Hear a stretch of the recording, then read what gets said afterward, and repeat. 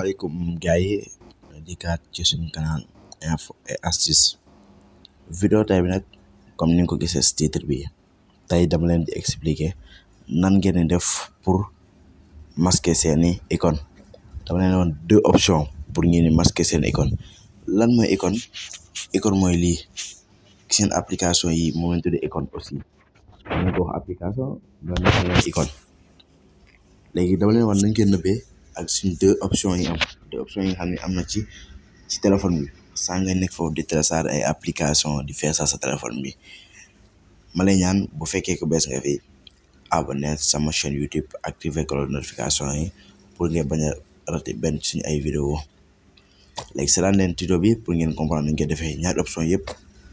première option bi mooy consommateur nañ dem moo leen ko benn icône la en général fii lay nekk.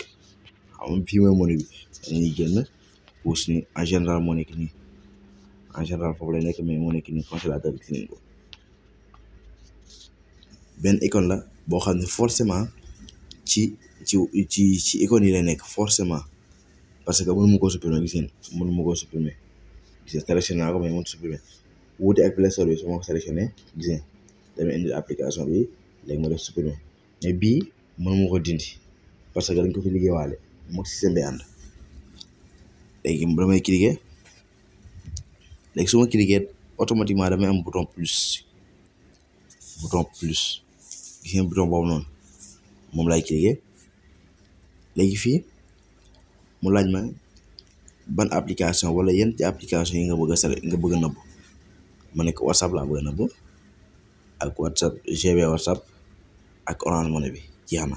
ñett yooyu laa bañ kii ma aal sama téléphone dugg ci comprendre léegi ma bës ok.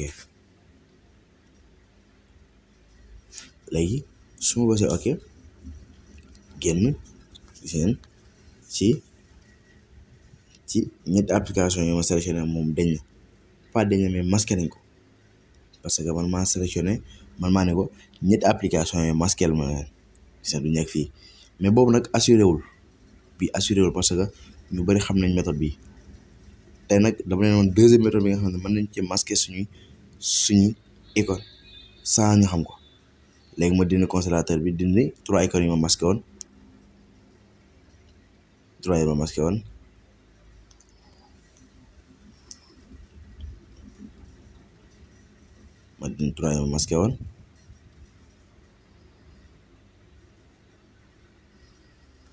léegi ñu dugg ban ak ban laa masqué woon WhatsApp laa masqué woon ak WhatsApp ak Orange Money bi gis ngeen ñëw nañ. léegi nag dama bëgg sama icône yi yëpp laa bëgg a masqué icône yi yëpp amul xaaj ak seen nuñ koy defee ñu dem fi nga xam ne amul dara comme par exemple fi nga xam ne espace bu libre la nii fi nga xam ne amul benn icône ba ci nekk foofu laay cliquer tey su ma cliquer tey léegi damay ñëw fii ñoo gisandoo noonu fii nii paramètre du bureau gis ngeen ko noonu ma cliquer léegi su ma cliquer ci paramètre du bureau au moins dafa am ay menu yu fi nekk gis ngeen ko nii léegi menu yi nag dinaa ci diggaat taxuñoo ju tey léegi ci menu bii laa dem gis ngeen cacher icône bii nii gis ngeen cacher d'icône gis ngeen ko noonu ma cliquer léegi fii man maa ci defoon code par exemple man maa ci defoon code léegi après naa leen ñu ci defee code ma tijji léegi su ma ko tijjee mu laaj ma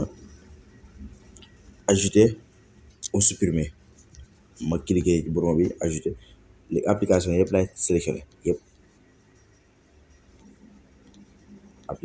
laay sélectionné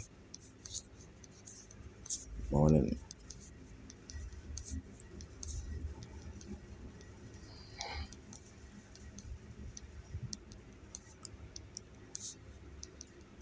application yëpp ñu sélectionné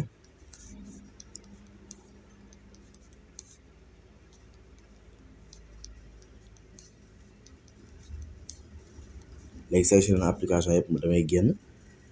génnaat dugg gis ngeen amatul benn application bu nekk fii amatul benn application bu nekk ci biir icône gis ngeen amul benn icône bu fi nekkati amul benn parce que man maa masqué yëpp léegi nan lañ def pour indiwaat leen dañuy ñëwaat defaat cliquer waat fii comme ni nga commencé début bi fi nga xam ne amul dara laay cliquer bas téye léegi dama ñëw paramètre du bureau ci nga ko noonu paramètre du bureau laay cliquer léegi ma ñëw cacher icône léegi ma tijji léegi nan lañ ci defee code bi fii laa ñëw ngeen ci roue boobu noonu paramètre bi roue bi foofu laay cliquer léegi su ma ñëwee roue gis ngeen définir le mot de passe man maa coché def sama mot de passe comprendre ngeen man maa coché def sama mot de passe léegi bu fekkee bu ma def mot de passe dama koy dindi léegi ci application yi ma caché nii dama leen bëgg a dindiwaat wala dama ci bëgg a dindi ñeent wala ñett damay cliquer fii fi mu def ajouter supprimer ma cliquer ma dindi WhatsApp GB Gmail ak bii ak YouTube Studio yooyu rek laa bëgg a dindi léegi ma génnaat def retour léegi gis ngeen yi ma tànn ñoom ñoo génne nii aussi am na benn affaire bu ci nekk ñu cliquer ba saat menu paramètre du bureau ñëw cacher d'icône noonu tijji code bi léegi fii ci application bu ma bëgg a tijji su ma neexee damay ñëw rek cliquer ko mu tijjee comme par exemple Pixelab bi laa soxla dama ñëw cliquer mu lancer ko au lieu que mooy génn ci bureau bi damay ñëw cliquer rek mu lancer ko automatiquement ak beneen ma jël benn application aussi jël benn application galerie automatiquement da koy lancer au lieu que mu koy génn ci bureau bi wala mu koy décocher. Allez merci gars yi ba beneen yoon ma leen di ñaan ngeen di abonné te activer ko la notification en même temps di partager leen aussi di bës aimer moo ñuy motiver pour ñu mën a defaat yeneen vidéo allez merci gars yi beneen yoon.